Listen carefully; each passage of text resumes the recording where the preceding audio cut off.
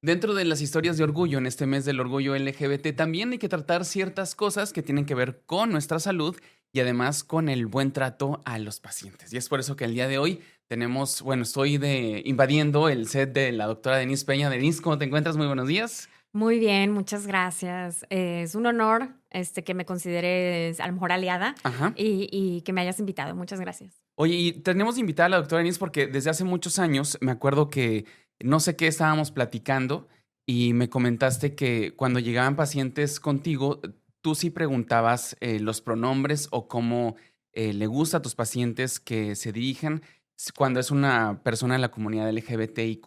Y es precisamente lo que queremos platicar el día de hoy porque, pues sí, tu rama, pues sabemos que es salud, pero mucha gente que está enfrente en atención al público se puede identificar, porque son cosas que, pues, no tenemos en nuestro entrenamiento como profesionistas muchas veces, ¿no?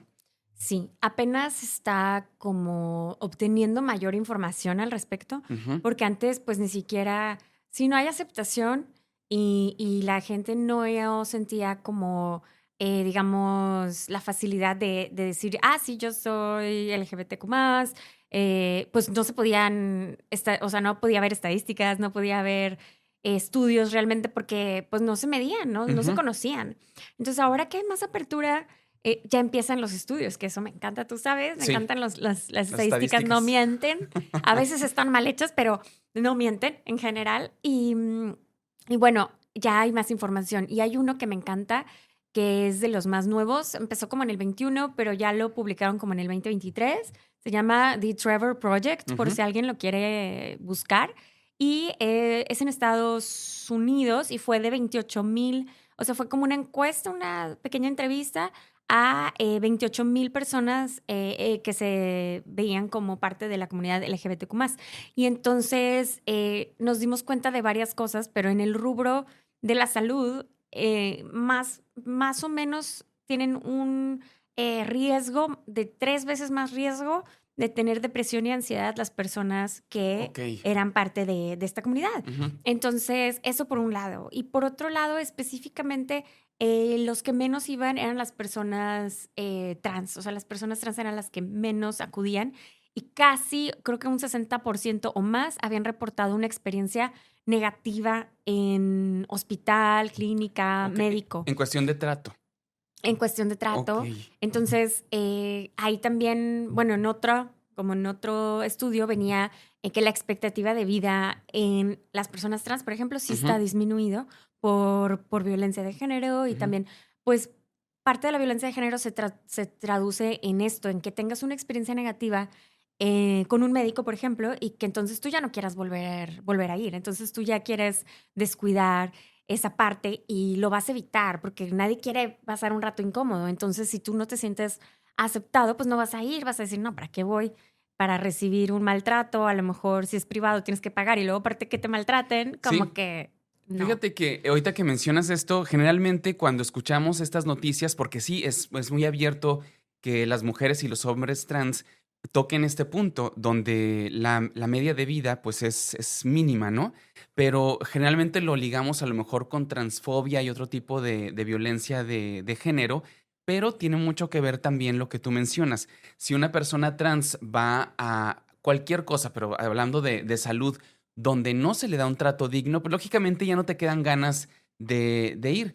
Yo, Claro. por ejemplo, digo, ahorita no tengo problema con hablar de mi identidad, pero en un principio sí de repente yo echaba como hints cuando iba al doctor o cuando iba a otro tipo de, por ejemplo, con la psicóloga, etcétera, para que supiera con quién Fíjate está tratando. que sí he visto eso, o sea, que a veces que no, o sea, como que si no se pregunta abiertamente te empiezan a decir Aventar cositas, pistitas, como que te sí. empiezan a decir, en lugar de decir, no sé, mi esposo, pues empiezan a decir cosas como, no, pues mi pareja, y Ajá. ahí tú tienes que detectar, ¿verdad? Sí. Pero gracias a Dios creo que tenemos nuevas herramientas también padres.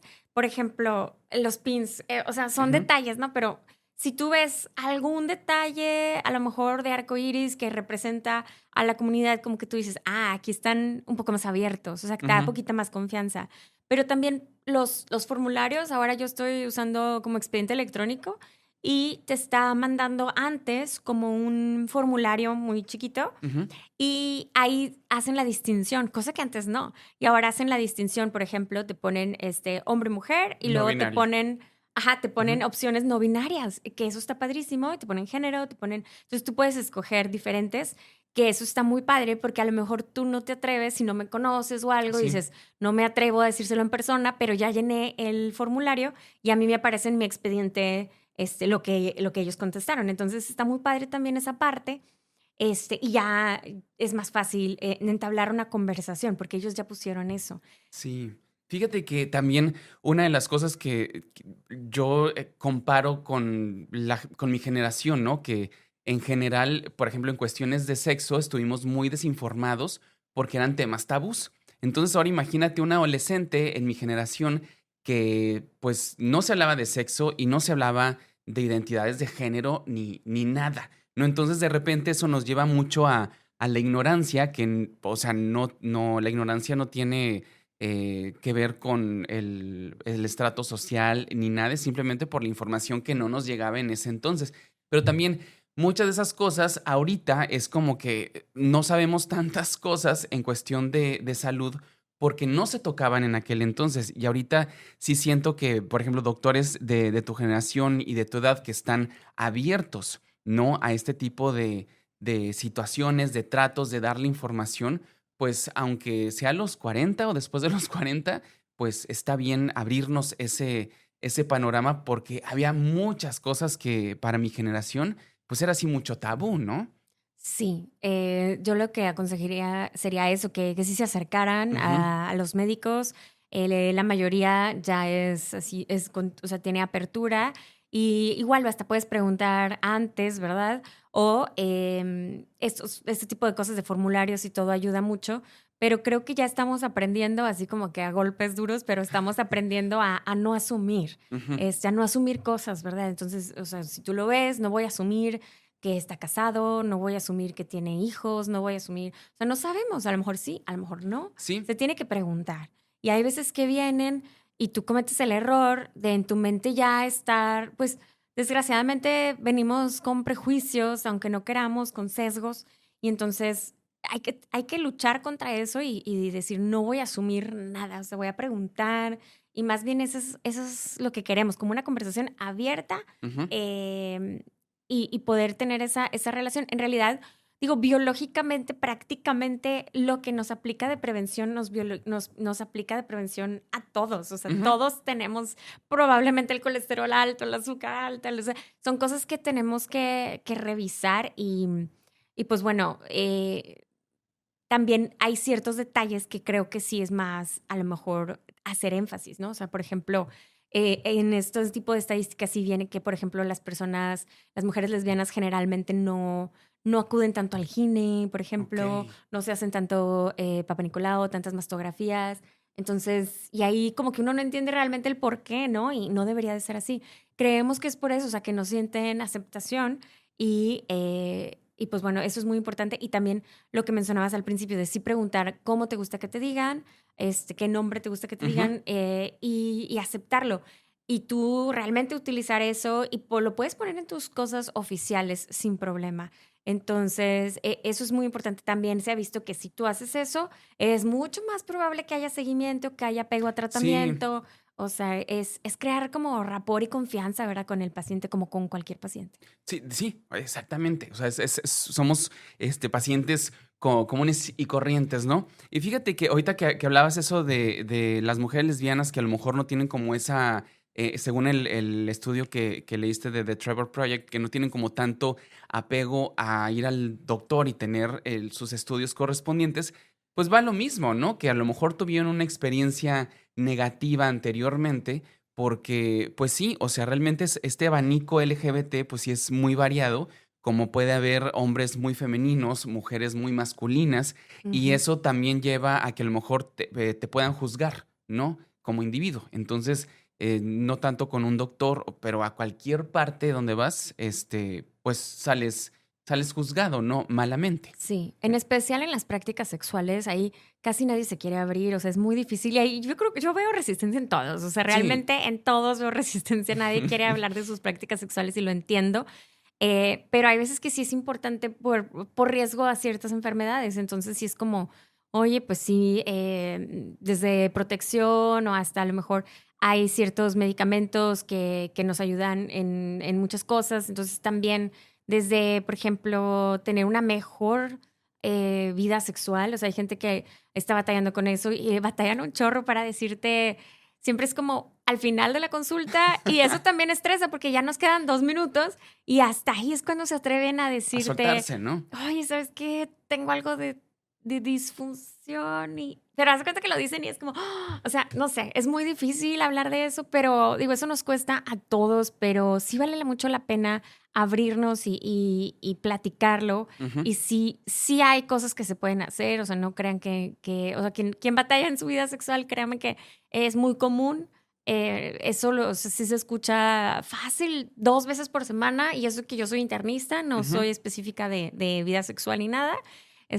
Hay sexólogos, pero incluso que yo soy internista, a lo mejor 1 o 2 por semana de personas, ya sea hombres, mujeres, independientemente, les batallan, pero lo hacen. Y entonces, si esos dos batallan y lo hacen, estoy seguro que hay más que no lo Sí. hacen y que se quedan así como que, pues sin querer. Y eso es parte de nuestra salud, o sea, somos completos, o sea, somos seres sexuales también. Y entonces, eso es parte de la salud y se tiene que hablar. Y también hay prácticas sexuales de riesgo, entonces también se tiene que hablar en todos. Exacto, y que sobre todo que como el abanico, pues son diferentes, ¿no? Y cambian también. Fíjate que hace mucho en un medio de comunicación estaban dándole promoción a un evento, no me acuerdo hace cuántos años, pero sí fue hace, digo, de esta década para acá, y como que se sorprendían por el hecho de hacer exámenes de VIH en un evento público, ¿no? Y que era un evento enfocado a la comunidad LGBTIQ+,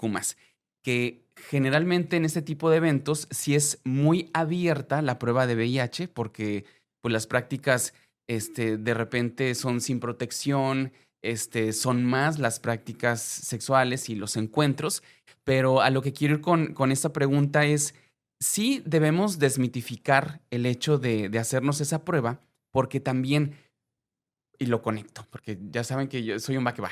Pero en alguna plática con una amiga heterosexual, un día le pregunté y le dije, bueno, ¿y tú te haces pruebas regularmente de VIH? Y se me quedó viendo así de, tengo años que no me hago una. Entonces también lo ligan tanto la prueba de VIH con la comunidad LGBTIQ+, cuando en realidad, pues tú te casas, te piden pruebas, ¿no? Te piden tus laboratorios de VIH, pues si no, creo que no te dejan casarte o no sé qué, pero te Ujú. las piden el juez, ¿no? Sí, sí, sí. Entonces, ¿de qué manera podemos sí, Desmitificar. desmitificar? Bueno, esa es Sí. la palabra. Esos estudios y sobre todo que todos, la comunidad heterosexual, la comunidad LGBTIQ+, tenga esta, pues, costumbre, ¿no? De hacerse su prueba cada 6 meses, ¿no? Que es como lo mínimo, ¿no? Ujú. Sí, o sea, si tienen una vida sexual activa, tienen riesgo, o sea, independientemente. Entonces, Ujú. sí se deben, bueno, vida sexual activa y en el caso de los cirujanos y médicos y todo, a veces te picas, entonces también, Sí. digo, sin querer, con los instrumentos o lo que sea, entonces sí es una muy buena costumbre, prevención, o sea, hacer check-ups. Inclusive ustedes como doctores se las hacen Sí, más seguido, ¿no? regularmente sí. Yo no soy cirujana, entonces yo a lo mejor en mi anual es donde la repito, pero los que son cirujanos y sí están más en contacto con instrumentos y sí se pueden tocar, que están más en contacto con sangre o con fluidos, ellos sí lo hacen más seguido, más o menos sí cada 6 meses, pues para identificar cualquier riesgo. Ujú. Pero cualquier persona que tiene vida sexual activa, no se ofenda, no nada. Generalmente es de las pocas pruebas que sí tenemos por ley que pedir permiso los Ujú. médicos. Entonces siento que eso no nos ayuda porque es como, yo normalmente les digo, estos laboratorios explico, pero tampoco tan a fondo, nada más les digo, bueno, esta es la química, vemos todo lo metabólico, la biometría hemática, el examen de orina y estas son unas pruebas infecciosas. Generalmente checamos para VIH y para sífilis. Pero sí tenemos que pedir permiso para VIH, por ejemplo. O Ok. sea, no sé, son esas cosas que yo tampoco entiendo. Yo digo, bueno, pues debería de ser como cualquier otro estudio que hacemos. Si tienes vida sexual activa, o sea, te lo deberías de poder hacer y listo. Y ahí voy a hacer un mini paréntesis científico, pero hay diferentes tipos de pruebas de VIH. Hay algunas que buscan más como anticuerpos Ujú. contra VIH y esas se tardan un poco, tienen una cosa que llamamos periodo de ventana, porque por ejemplo, si tú te infectas un día y si hoy me infecto yo, por ejemplo, y va a salir positiva esa hasta que mi cuerpo reconozca y contraataque al virus, entonces Ok. se hagan anticuerpos.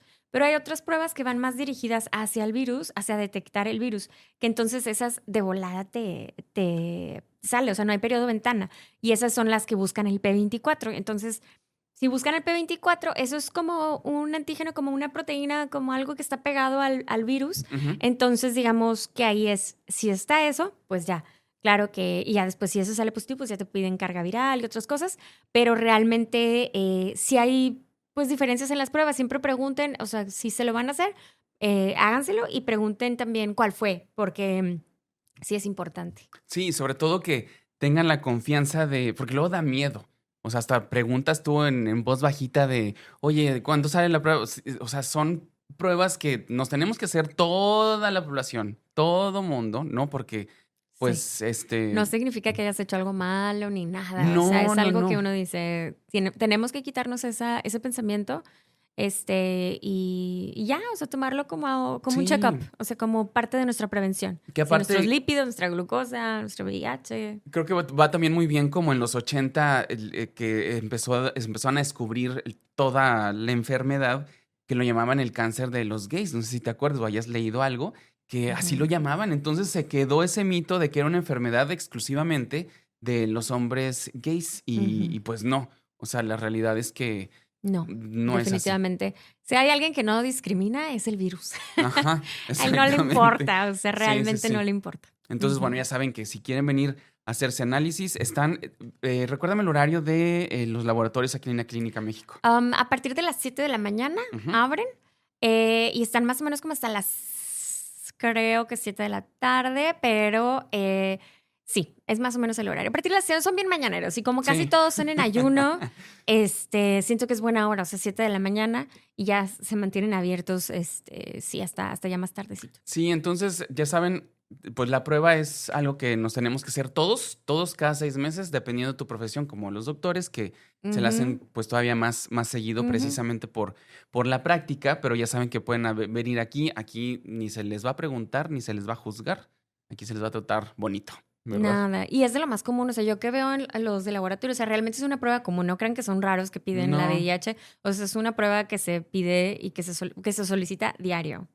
Así que pues yo creo que con esto ya tenemos mucha información, pero sí, acérquense con en cualquier servicio, vamos, no tanto en salud, pero sí acérquense con esa persona que te dé confianza, que te dé apertura, ¿no? Y sobre todo que no, tú sientas que no te va a juzgar, porque Ujú, sí, o sea, sí es un hecho que vas a una consulta o a cualquier servicio y no te sientes a gusto como parte de la comunidad LGBTIQ+, no te dan confianza, pues ya no regresas y eso hace que en la cuestión de la salud pues la vayamos descuidando, ujú. ¿no? Entonces, pues es importante. Y Sí. por lo pronto, nosotros vamos a seguir grabando porque estamos dándonos un break de la sesión de podcast de Grandes Remedios para que la chequen.